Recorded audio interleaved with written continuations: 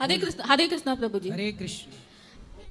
बोलो। मेरा क्वेश्चन ये है कि जो इंटरकास्ट मैरिज है वो शास्त्रीय अकॉर्डिंग सही है या गलत है? देखो, शास्त्र के हिसाब से तो गलत है।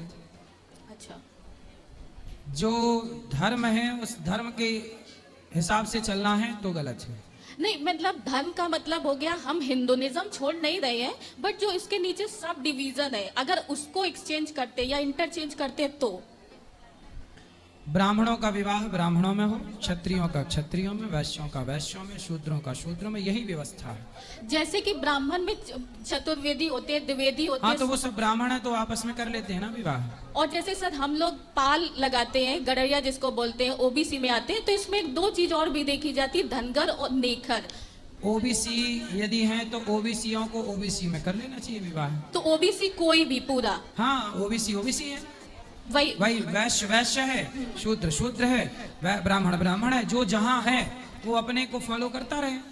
तो जैसे क्योंकि ब्राह्मणों में भी बहुत जातियां हैं, क्षत्रियों में भी बहुत, वैश्यों में भी बहुत, शूद्रों में भी बहुत। तो शूद्रों की जो जातियां हैं वो आपस में कर लें, वैश्यों की जातियां वैश्यों में कर लें। मतलब कि जो शास्त्रीय विधि से 4 दी गई है उनमें हम लोग कर सकते हैं। वो शास्त्रीय एकदम सही है। बिल्कुल। और जनरल एससी एसटी ओबीसी ये 4 अगर फॉलो करें तो क्या कौन सा वाला ज्यादा सही है? शास्त्रियों करना है तो शास्त्र के हिसाब से तो शास्त्रीय, ब्राह्मण क्षत्रिय ओबीसी तो शास्त्र नहीं बोलते। नहीं नहीं, तो इसी में थोड़ा सा मेरा कंफ्यूजन है कि हम दोनों पढ़े हैं, मतलब संविधान के अकॉर्डिंग देखते हैं, जॉब के अकॉर्डिंग देखते हैं तो हमारा एससी एसटी जनरल ओबीसी चलता है, और जब हम शास्त्र में आते हैं तो ब्राह्मण क्षत्रिय वैश्य शूद्र चलता है। तो हम लोगों को कौन सा फॉलो करना चाहिए? ये शास्त्रों का मतलब शास्त्रों वाला फॉलो करना चाहिए, SC ST general OBC follow नहीं करना चाहिए। भाई वो तो संविधान के हिसाब से। अब देखो कुछ लोग क्या कहते हैं, बोले जातियां बना दी पुराणों में, जातियां क्यों बना दी, बहुत सवाल करते हैं लोग जातियां। तो भाई जातियां यदि गलत हैं तो उनसे पूछो कि संविधान में भी तो जातियां बनाई हैं। नहीं बिल्कुल, इसीलिए क्यों बना दी? जब जातियां गलत थी तो आपने क्यों बना दी? जो जातियां बनाई गई वो एक अरेंजमेंट के अकॉर्डिंग बनाई गई, व्यवस्था के लिए बनाई, व्यवस्था के लिए बनाई गई। तो अब हमारे पास बीइंग अ स्टूडेंट, हमारे पास और बीइंग अ यूथ, हम लोग इस जमाने में पैदा हुए। आज से युग पहले पैदा होते तो बात अलग थी, वो तब हमें नहीं पता है कैसा सिस्टम था। तो आज हमारे पास 2 ऑप्शन है, हम ये वाला फॉलो करें, मतलब संवैधानिक फॉलो करें कि शास्त्रीय फॉलो करें। भाई संविधान तो ये भी कहता है, समलैंगिकता का कानून है कि लड़की लड़की से विवाह कर सकती है, लड़के लड़कों से विवाह कर सकते हैं। कानून तो ये भी इजाजत देता है। नहीं सर, एक नहीं, वो पहले आप बताइए, आपने कानून पढ़ा है ना? थोड़ा पढ़ा है। तो फिर ये भी है कि नहीं कानून में? हाँ है। हाँ, तो इस कानून तो सब इजाजत देता है, लड़के लड़के ब्याह कर लो। भाई 84 लाख योनियों में कुत्ता बिल्ली भी, कुत्ता कुत्ता थोड़ी विवाह कर लेते हैं, या बिल्ली बिल्ली थोड़ी ब्याह करता है। तो हम विवाह के लिए तो लड़का लड़की ही होगी तब ना ब्याह होगा। लड़के लड़के कौन 84 लाख योनियों में कौन ब्याह करता है? इसलिए कानून तो बिल्कुल ऐसे बन रहे हैं जैसे कि कानून बनाने वाले लगता है कि ये कुछ समझते भी हैं कि नहीं, समझ के बनाते भी हैं कि नहीं। अब आप बताइए, लड़की लड़की का ब्याह करने का कानून बना दिया समलैंगिकता, ये सही है कि गलत है? बिल्कुल सर गलत है। तो क्योंकि क्यों बना दिया? अब ये मुझे भी नहीं पता कि ये क्यों बनाया, उसके पीछे 2 रीजन मुझे समझ आते हैं। अगर शास्त्र विधि से हम पढ़ें तो हमारे ऊपर 4 ऋण होते हैं, मातृ ऋण, देव ऋण, और जो नई जनरेशन लेके आना है प्लस गुरु का ऋण। नहीं, मातृ ऋण, पितृ ऋण, देव ऋण और ऋषि ऋण। हाँ, 4 ऋषि ऋण, ऋषि और गुरु मैंने बोल दिया। ठीक है। तो अब अगर आपको मातृ ऋण वाला ऋण चुकाना है, मतलब एक अपना यूथ लेके आना है, तो लड़की लड़की किसी भी तरह से मातृ ऋण और पितृ ऋण को पूरा नहीं कर सकते हैं। और अगर लड़का लड़का अगर शादी करते हैं तो भी वो मातृ ऋण और पितृ ऋण पूरा नहीं हो सकता। तो ये एक प्रकृति के अकॉर्डिंग भी गलत है, संवैधानिक भी गलत है। अब क्यों बनाया वो मैं नहीं तो आप मानते हैं ना कि बहुत सारे कानून गलत बना दिए? हाँ है ना? हाँ, लेकिन थोड़ा सा मेरा कास्टिज्म को लेके एक ऐसा है कि मुझे आपका गाइडेंस चाहिए थे कि हम लोग यूथ हैं तो हम लोगों के लिए कौन सा ज्यादा बेटर है। देखो, आप यूथ हैं, बहुत अच्छे हैं, आप लोग पढ़े लिखे हैं, समझदार हैं। हम पढ़े लिखे हैं इसका मतलब ये नहीं कि अपनी संस्कृति छोड़ दें। हाँ बिल्कुल, विवाह तो करना ही है, तो अपने माँ बाप की मर्यादा में, समाज की मर्यादाओं में रह के विवाह करें तो बुराई क्या है? नहीं, माँ बाप के तो खिलाफ जाना ही नहीं है बिल्कुल, क्योंकि उनके बहुत समाज की मर्यादाओं का भी ख्याल रख लें, हाँ। तो उसमें बुराई नहीं है। इसलिए आपका विवाह हुआ कि नहीं? नहीं, अभी मतलब चल रहा है वो सारा तो प्रोसेस। आप कहाँ विवाह करने का प्लान कर रही हैं? अभी कुछ है नहीं, जो भी माँ बाप को ठीक लगे। हाँ, तो माँ बाप पे आपने सौंपा है तो वो आपके लिए बेहतर लड़का ही खोजेंगे और सामाजिक खोजेंगे, हाँ हाँ। तो वो सही निर्णय होगा। आज के जमाने में कुछ लड़के कुछ लड़कियां जल्दीबाजी में शादी ब्याह कर लेते हैं और अपने लिए गलत निर्णय ले लेते हैं। कई बार कई निर्णय सही होते हैं, कई बार लड़का लड़की शादी करने के साल भर बाद तलाक के कागज लेके घूमते हैं। हाँ हाँ। तो ये नौबत कभी ना आए, इसके लिए एक हमारे यहाँ जब विवाह होता है ना, कुंडलियां मिलाई जाती हैं। लड़के का बाप क्या करता है, लड़के की माँ कैसी है, पूरी खंगाला जाता है, ताकि कहीं हमारी बेटी या हमारे बेटे को धोखा ना मिले। आज के ज़माने में शादियां कुछ ऐसी हो जाती हैं जल्दीबाजी में कि पता ही नहीं था कि लड़की के माँ बाप का कैरेक्टर क्या था, इसका चरित्र क्या है, लड़के के माँ बाप का चरित्र क्या है, लड़का का चरित्र क्या है। जबकि पहले के लोग पूरी पड़ताल करके विवाह करते थे कि लड़की का, लड़के के माँ बाप का, लड़की लड़का दोनों पे खूब मंथन करते थे, फिर जाके विवाह करते थे। अच्छा घराना हो, कुल हो, अच्छे घर की बहू आएगी तो इज्जत से चलेगी, ऐसी आ गई तो वो तो ऐसी रहेगी। और एक इस समय और भी प्रॉब्लम आती है, जैसे जब हम लोग मैट्रिमोनियल साइट पे जाते हैं तो हम लोगों को कहीं ना कहीं एक पैक बेचा जाता है। मतलब रियलिटी तो यही है कि 40,000 रुपए का आप पैक लोगे तो आपको इस लेवल के लड़के रिकमेंड किए जाएंगे या लड़कियां रिकमेंड किए जाएंगी। ये मैट्रिमोनियल का सच है। अच्छा। तो उसमें बहुत सारी जगह पे क्या होता है कि फ्रॉड में मतलब आपको कुछ भी रिकमेंड कर देंगे वो लोग। पता चलता है कि ये चीजें थी नहीं, और आप जाके जब आप क्रॉस चेक करोगे उनके डॉक्यूमेंट पे, पता चले घर तो है लेकिन पूरा लोन पे है, गाड़ी तो है पूरी लोन पे है। पता चलता है कि बाद में आपने पूरा देखा तो एसेट नाम की कोई चीज ही नहीं मिल रही है। इसलिए पुराने लोग पड़ताल करके विवाह करते थे, पानी पियो छान के और विवाह करो जान के। और कोई सवाल? नहीं था। धन्यवाद प्रभु, अच्छा लगा आपने जो भी आंसर दिया। खुश रहिए। बोलो बेटा। गुरुजी राधे राधे। गुरुजी मेरा आपसे ये प्रश्न है कि जैसे मेरी मम्मी जो है वो पोती पाठ करा रही है, तो अभी हम लोग स्टार्टिंग से हैं यहाँ पर, लेकिन अभी मेरा एक भाई है वो नहीं आया, मौसी का बेटा वो नहीं आया है, वो इंटर में। तो हम लोग को उनको जाना पड़ रहा है, तो हम लोग बीच से जाना पड़ रहा है, तो कोई क्या? बात नहीं, पाठ शुरू हो गया है। कुछ लोग तो आते भी नहीं, उनके संकल्प भेज देते हैं, उनका नाम गोत्र भेज देते हैं, उनके संकल्प होता है, शुरू होता है उनका कार्य। गुरुजी बीच से जाना कोई प्रॉब्लम तो नहीं है? कोई दिक्कत नहीं। ओके गुरुजी, और एक और प्रश्न है कि एक मेरी दादी थी, वो मेरे पापा की दादी थी, तो वो मेरे सामने भी थी, वो बहुत अच्छी थी, तो उनकी डेथ हो गई। अभी कुछ दिन पहले मेरी मम्मी को उनका सपना आया कि मेरी मम्मी है वो एकदम रेडी है, रेड कपड़ों में पूरा सुंदर सी तैयार है, और वो अपने मायके में है, और वो जो दादी है उन्होंने मेरी मम्मी की मेरे पापा से शादी कराई। तो मेरी दादी जो है वो मेरी मम्मी को लेके आई, घर के अंदर नहीं आ रही, घर के बाहर ही थी, पूरी रेड में मम्मी मेरी तैयार थी एकदम, और वो मेरी मम्मी को लेके जा रही थी। और एक्चुअली में मेरे घर में 4 लोग की डेथ हो गई थी अभी, मतलब 2 दादी दादी 2 बाबा। तो गुरुजी ये सपना कैसा है? तो आपकी दो दादी दो बाबा थे? नहीं मतलब मेरे पापा की भी दादी, पर दादी। अच्छा, जी दो दादी, ठीक है। तो अच्छा सपना है? मुझे नहीं लगता, मतलब क्योंकि हमारे घर सपना में तो जो- देखा था ना आपने? मैंने नहीं, मम्मी ने देखा था। अच्छा ठीक है ना, तो सपना है, कोई बात नहीं। पूर्वज दिख गए सपने में और आपने उनके लिए भागवत जी के पाठ नहीं बिठाए। वो, अच्छा वो तो बोल रहे हैं कि लेके जा रही। हाँ, तो भागवत जी में तो उनके वो भी आए होंगे ना सुनने के लिए। नहीं उसके पहले जब ऐसा सपना आया तो मेरी मम्मी ने विचार किया कि अब पोथी पाठ कराते हैं। हाँ सही है, फिर आप सही कर रहे हैं, ठीक है, उनकी सदगति होगी। और गुरुजी मेरा ये प्रश्न है कि वो आप बोलते हैं ना वत्सल भगवान की जय, किसके? वत्सल भगवान की जय। भक्त वत्सल जी, तो वो कौन है? वत्स कहते हैं बछड़े को, वत्सला कहते हैं गाय को। जैसी गाय अपने बछड़े को चाट चाट के साफ करती है, जी। ऐसे ही भक्तों के सारे पाप को जो समाप्त कर दे उन भगवान को भक्त वत्सल कहते हैं। वत्स मतलब बछड़ा, वत्सला मतलब गाय। गाय की तरह जैसे गाय बछड़े पर करुणा करती है, ऐसे भगवान हम भक्तों पर करुणा करते हैं, इसलिए नाम पड़ा भक्त वत्सल। जी। और गुरुजी जो आप बोलते हैं भागवत कराने से 21 पीढ़ियां तर जाती हैं, तो जो आने वाली 21 पीढ़ियां होती है जो चल चुकी होती, मतलब जो जा चुकी होती है। 7 पीढ़ी पहले की, आपके पिता के पिता के पिता के पिता, 7 पीढ़ी आपके आने वाली, पुत्र के पुत्र के पुत्र, और 7 पीढ़ी आपके पुरुष करा रहा है तो नानी पक्ष की, और स्त्री करा रही है तो उसके यहाँ माँ पक्ष की। जी धन्यवाद गुरुजी।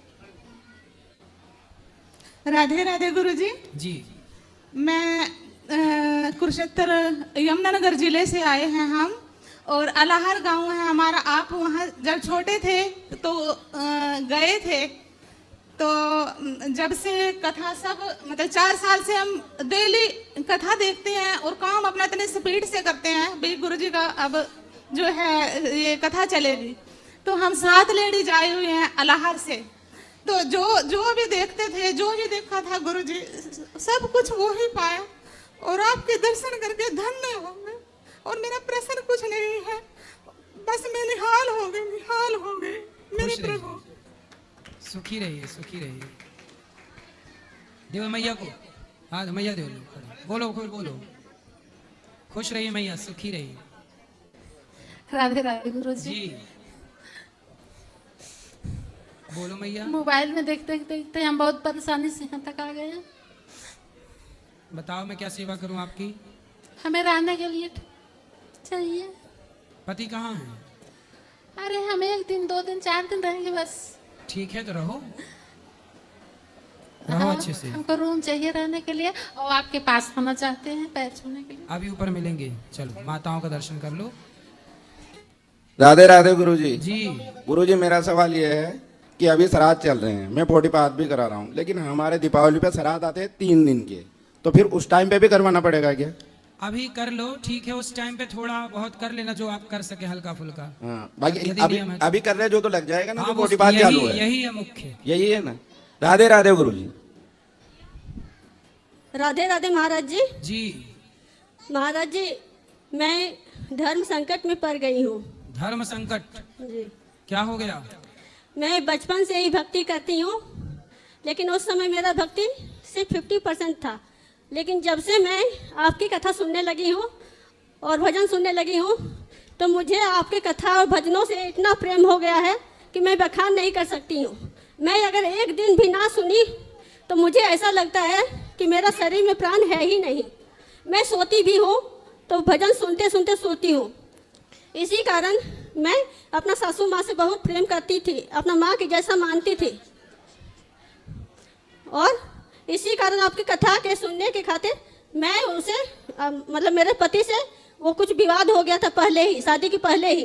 शादी के पहले पति से विवाद हो गया? हाँ, कुछ कारण से घर तो के आप शादी के पहले पति को जानती थी? नहीं। अरे नहीं जानती थी तो विवाद कैसे हो गया? नहीं, विवाद मतलब पहले से भाई भाई के कारण हुआ था। भाई भाई के कारण पति से विवाद? मेरा नहीं, मेरी सासू माँ का। सासू माँ का विवाद, आपके पति मतलब माँ बेटे का विवाद? जी मतलब आपके पति और आपकी सास? जी। तो ऐसा बोलो ना, आपने कहा मेरा विवाद। नहीं, तो मैं अपना बहू का धर्म निभाई और मतलब माँ बेटे को करीब ले आई, सही है। और पत्नी का भी धर्म निभाई कि धर्म के मार्ग पर चलिए। 2 साल तक ठीक था सब कुछ, परंतु अभी जैसे ही माँ बेटे में एकता हो गई तो माँ अपने बेटे को मतलब धर्म के मार्ग पर ले जाने लगी। मांस मछली खिला देती है और मेरे ही खिलाफ भड़काने लगती है। मेरा संतान नहीं है, इसी खातिर कहती है क्या ये एक तो सिर्फ भजन कीर्तन में लगी रहती है। और आपके पति या सास आई है? नहीं आई है। वो लोग, मेरी सास आपकी कथा सुनती है, लेकिन कहती है क्या कि जो सास के लिए है वही सब बात सुनती है कि सासू माँ का पैर दबाओ, सासू माँ की सेवा करो, लेकिन बहू के प्रति जो धर्म है वो नहीं निभाती है। तो मैं अभी ये चीज में उलझन हूँ कि मेरे पति का दोबारा शादी करवाना चाहते हैं। और जी, पति का दोबारा विवाह आपकी सास कराना चाहती जी। है? अरे सास है कि चुड़ैल है? बताओ, अपने बेटे का 2 बार ब्याह कराना चाहती है, बहू है और अच्छी बहू है, जो अपने पति को अपनी माँ के लिए मतलब माँ बेटे का झगड़ा हो गया, इन्होंने मिला दिया। अब देखो मिलके सास क्या कर रही है। और मेरे पति बहुत ही गुटखा खाते हैं, फिर भी मैं उनका हर मोड़ पर साथ दी। अभी मेरे पति भी साथ नहीं दे रहे, कह रहे माँ बाप सबसे पहले है, तुमसे पहले भी माँ बाप जो कहेंगे वही सही है। तो पति गुटखा खाते हैं? जी। आप पति को ले आना, हम समझाएंगे। तो वो आपके सुनते पति ही नहीं है। तो आपके पति दूसरा विवाह करने को तैयार हैं? कह रहे माँ बाप जो कहेंगे हम वही करेंगे, हम मजबूर है। काय का मजबूर है? ले आना मेरे पास। तो वो कथा भी नहीं सुनते, मैं सुनती हूँ तो मोबाइल बंद कर देते हैं। उनको ले आना, हम समझाएंगे। तो मैं आपसे मार्गदर्शन चाहती हूँ कि मैं मायका में भी नहीं रह सकती हूँ, ससुराल में भी रहने नहीं दिया जा नहीं, रहा। तो मैं ससुराल में कहाँ रहो, जाऊँ? अपने पति के साथ रहो। रहने नहीं दे रहे हैं, बोल रहे कि चल जाओ। कहाँ जाओ? कह रहे मायका चले जाओ ना अभी। ना, बोले हम कहीं नहीं जाएंगे, तुम्हारी छाती में ही मूंग धरेंगे। बोल देना सास को कि तुम्हारी छाती पे ही रहेंगे। कितने साल की हो गई सास? है 50 की। अभी 50 की पहुंची है? जी। बड़ा स्लो चल रही है। तो मैं क्या करूं महाराज जी? अब आप सास के पास ही रहो, पति की सेवा करो और पति को प्रेम करके ले आना मेरे पास, मैं समझाऊंगा पति को। वो सुनते ही नहीं है। अरे आप प्रेम से सुनवाना, प्रेम से समझाना। सुनेंगे काहे नहीं सुने? कब तक नहीं सुनेगा? राधे राधे महाराज। राधे राधे। अपना ससुराल ना छोड़ो। हेलो। हेलो राधे राधे गुरुजी। जी। जी मैं मोनिका कुमारी बात कर रही हूँ आपसे। मैं पहले सीबीआई में असिस्टेंट सेक्शन ऑफिसर रह चुकी हूँ और अभी फ़िलहाल 2024 में मैंने यूपीएससी के पेपर दिए थे जिसमें आईएएस का सिलेक्शन हुआ है और फिलहाल तो ट्रेनिंग चल रही है, पर मैं एमए के एग्ज़ाम थे मेरे दिल्ली यूनिवर्सिटी में, तो इसकी वजह से आना पड़ा था। तो मन्नत मांगी थी कि आईएएस सिलेक्शन हो जाएगा तो बाकी बिहारी जाएंगे और आपके दर्शन करेंगे, तो इसीलिए मैं। तो आपका हो गया? हाँ, मेरा आईएएस में सिलेक्शन। बधाई हो, बधाई हो, आप आईएएस बन गई। सुंदर। और गुरुजी मेरा एक क्वेश्चन और था। बोलो। जैसे मतलब हमने देखा है जब छोटे थे और बड़े भी हो गए तो कीर्तन करवाते थे घर पे। हमारे घर वाले थोड़ा पूजा पाठ को ज़्यादा मानते हैं, तो कीर्तन जो होता है उसमें एक मंडली आती थी हमारे इधर, तो उनको माता चढ़ती थी। अब वो सच होता है या गलत होता है? पता नहीं, माता जी चढ़ती हैं तो कुछ लोग तो यूं यूं ऐसे। हाँ, ऐसी ऐसी करते थे ऐसी। अब इसमें कितनी सच्चाई है ये तो भगवान जाने, पर लगता नहीं है कि ये पूरा सच है। अच्छा ओके। राधे राधे गुरुजी। जी। आपने यहाँ दर्शन किए सब सेवाओं के, माताओं के? हाँ, कल भी गए थे हम, आज भी गए। अच्छा लगा? हाँ, बहुत बढ़िया लगा। धन्यवाद गुरुजी। खुश रहिए। राधे श्याम महाराज जी। जी। महाराज जी अयोध्या जी से हम आए हैं। महाराज जी सरलता के बाद सफलता आना कितना कठिन है, जरा बताइए हम लोगों को। किसके बाद? अ, सरलता। सरलता के बाद सफलता आने के बाद सरलता कितनी कठिन होती है? भाई सफलता आने के बाद सरलता के द्वार दरवाजे खुल जाते हैं।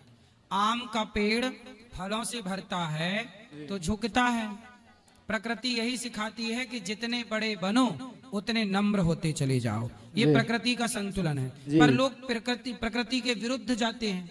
जितना बड़ा बनते हैं उतने ही बबूल की तरह कांटों से दुर्गुणों से अकड़ के खड़े रहते हैं। जी महाराज जी ज्यादा कर्म पर हम विश्वास करें या प्रारब्ध पर? कर्म पर। प्रारब्ध तो कर्म से ही लिखा जाएगा। महाराज जी जैसे तुलसीदास जी लिखते हैं एक तरफ की कर्म प्रधान विश्व करी राखा, जो जस करे सो तस फल चाखा, और दूसरी तरफ लिखते हैं कि जैसा मतलब दूसरी तरफ लिखते हैं कि पहले प्रारब्ध रचा पाछे रचा शरीर। जी। तो हम कर्म पर ज्यादा विश्वास करें या कर्म प्रारब्ध पर? कर्म से ही भाग्य प्रारब्ध का निर्माण होता है। जी कर्म के बाद ही ना भाग्य बनेगा, जी। इसलिए कर्म प्रधान है। महाराज जी जैसे कहते हैं होई है सोई जो राम रचि राखा, को करी तर्क बढ़ावो शाखा, तो इसमें क्या हमारे करने न करने से कुछ बदल सकता है कि नहीं? बदल सकता है। अच्छा। कर्म प्रधान विश्व करी राखा, जो जस करहि सो तस, यही वाली चौपाई ना? जी जी जी। देखो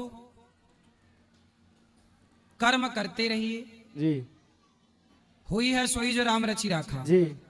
अब आप करते रहिए, पर होगा वही जी। जो राम को मंजूर होगा। जी इसलिए आप अपना कर्तव्य करते रहिए। अर्जुन लड़ते रहेंगे महाभारत में, जीत होगी कि हार होगी ये अर्जुन तय नहीं करेंगे, भगवान तय करेंगे। आप कर्म करिए, तय ईश्वर करेगा। किसान फसल बोता है, कितनी फसल आएगी ये किसान तय करता है कि ईश्वर तय करते हैं? आप फैक्ट्री लगाओगे, कितनी सफलता मिलेगी कितनी असफलता ये आप तय करते हैं कि ईश्वर? कर्म आपके हाथ में है, आप अपना कर्म करो, ईश्वर के हाथ में फल देना है। कर्मण्येवाधिकारस्ते मा फलेषु कदाचन, मैं फल दूंगा भगवान कहते हैं। महाराज जी एक अंतिम प्रश्न, क्या किसी चीज की अधिकता होने पर उसका महत्व कम हो जाता है? हाँ, किसी भी चीज की अधिकता होगी तो उसका महत्व कम हो जाएगा। जी। जैसे सोना जी कम है जी तो सोना लाख रुपया तोला है, जी अब सबके खेतों में सोना ही सोना निकलने लग जाए, जी सोचिए सारे किसानों के खेत में सोना निकलने लग जाए तो बताओ सोना का भाव होगा? फिर तो लाख रुपया किलो बिकेगा और भैया कहेगा यार ले जा, दे दे 50,000 ही दे दे चल। यदि सारे किसानों के खेत में सोना निकलने लग जाए, जरा सोचिएगा, तो सोना की कीमत बढ़ेगी कि घटेगी? हाँ, जो अधिकता है वो घटती है, जो कम है वही बढ़ता है। महाराज जी, ये तीनों प्रश्न आपके लिए थे। जैसे कि आप इतने सफलता के बाद भी इतने सरल हैं। अभी हम सुबह अष्टोत्तर का पाठ करते हैं, तो कल हम आए थे तो कल हमारा कोई नहीं था प्लान कि हम प्रश्नोत्तरी करेंगे महाराज जी से, लेकिन अभी कल जैसे आपने अधिकता वाली बात बताई, आप सरलता से बिना किसी भेदभाव के हर आदमी से प्रश्नोत्तरी करते हैं। तो वास्तव में हमें जहाँ तक लगता है कि कुछ भक्तों के, सबके नहीं हम कह सकते, लेकिन कुछ भक्तों के अंदर इस अधिकता होने के कारण महत्व उनको लगता है कि महाराज जी कुछ नहीं है। जैसे कल एक माता जी को हम जा रहे थे तो माता जी के जब गेट के पहुंची, 2 माता जी थी, उन्होंने बाबा जी से कहा अरे इतना देर बर्बाद कहे, इतनी देर मत भोजन के प्रेम मंदिर पहुंच जाता। तो जब ऐसा वाक्य उन्होंने बोला तो हमने कहा देखिए ऐसे ऐसे दरबार हैं जहां महाराज जी के दर्शन करने के लिए लोग तरस जाते हैं। महाराज जी ने एकदम आराम से सभी को प्रश्नोत्तरी करने का मौका दिया, दर्शन सभी से मिलते जुलते हैं। यही कारण है कि आज महाराज जी को लोग मानते नहीं, क्योंकि इतना बड़ा गौरी गोपाल आश्रम चल रहा है, इत्यादि इत्यादि कई सेवाएं चल रही हैं, लेकिन कुछ लोग हैं जैसे मोची की निगाह जो होती है जूते पर ही होती है। तो जो कुछ आपके आलोचक हैं वो केवल आपकी बुराइयां ही ढूंढते हैं। प्रसन्नता से जितनी बुराई कर सको कर लो, पूज्य गुरुदेव भगवान की। प्रसन्नता से जितनी बुराई करना है कर लो, पूज्य गुरुदेव भगवान की, क्योंकि लाला बराबरी तो तुम्हारे बाप के भी किस्मत में नहीं लिखी है, क्योंकि बराबरी तो तुम्हारे बाप के किस्मत में नहीं लिखी है। बोले गौरी गोपाल भगवान की, पूज्य गुरुदेव भगवान की। सही कही इन्होंने बात के लोग बुराई इसलिए करते हैं क्योंकि जो गौरी गोपाल में सेवाएं चल रही हैं वो सेवाएं तो खुद कर नहीं सकते, तो वो बुराई करके बेचारे तसल्ली देते रहते हैं अपने हृदय को। सही है।